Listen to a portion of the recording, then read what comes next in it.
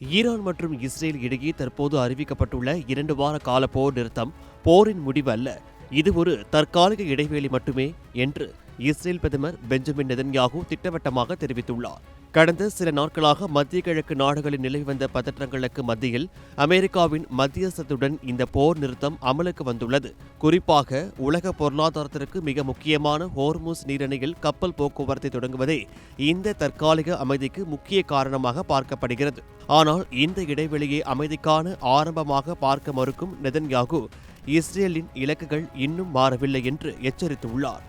ஈரானின் அணு ஆயுத திட்டங்கள் மற்றும் செறிவூட்டப்பட்ட யுரேனியம் கையிருப்பு ஆகியவை முழுமையாக இஸ்ரேலின் கட்டுப்பாட்டிற்குள் கொண்டுவரப்பட வேண்டும் என்பதில் உறுதியாக இருப்பதாக அவர் கூறியுள்ளார். ஒப்பந்தத்தின் மூலமாகவோ அல்லது போரின் மூலமாகவோ ஈரானிடமிருந்து செறிவூட்டப்பட்ட யுரேனியத்தை வெளியேற்றுவோம் என்று அவர் விடுத்திருக்கும் இந்த எச்சரிக்கை மத்திய கிழக்கில் மீண்டும் போர் மேகங்கள் சூழ்ந்திருப்பதை உறுதிப்படுத்துகிறது. இதற்கிடையே அமெரிக்கா தங்களை ஏமாற்றி இந்த போர் நிறுத்தத்திற்கு உடன்பட வைத்ததாக எழுந்த விமர்சனங்களை நெதன்யாகு மறுத்துள்ளார். அமெரிக்க அதிபருடனும் அதிகாரிகளுடனும் தொடர்ந்து ஆலோசனைகள் இருப்பதாகவும் இஸ்ரேலின் ஒவ்வொரு நடவடிக்கையும் அமெரிக்காவின் முழு ஒப்புதலுடன் தான் நடப்பதாகவும் அவர் தெளிவுபடுத்தியுள்ளார்.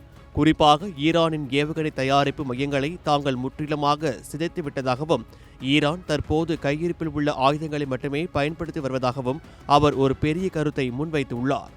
மறுபுறம் லெபனானில் இஸ்புல்லா அமைப்பிற்கு எதிரான தாக்குதல்கள் தொடரும் என்று அறிவித்துள்ள இஸ்ரேல் பெய்ரூட் நகரின் முக்கிய பகுதிகளில் தனது தாக்குதல்களை தீவிரப்படுத்தியுள்ளது. ஏற்கனவே கடந்த பிப்ரவரி மாதம் நடந்த தாக்குதலில் ஈரானின் உச்சக்கட்ட தலைவர் அயதுல்லா அலி காமேனியும் உயர்மட்ட தளபதிகளும் கொல்லப்பட்டது. அந்த பிராந்தியத்தில் மிகப்பெரிய அதிர்வலியை ஏற்படுத்தியது. தற்போதைய போர் நிறுத்தம் வெறும் 2 வாரங்கள் மட்டுமே என்பதால் அதற்கு பிறகு இந்த மோதல் எந்த திசையில் செல்லும் என்பது உலக நாடுகளிடையே பெரும் கேள்வியை எழுப்பியுள்ளது. போருக்கான விரல் எப்போதும் தூண்டிலேயே இருக்கும் என்று கூறி நெதன்யாகு மீண்டும் ஒரு பரபரப்பை ஏற்படுத்தியுள்ளார்.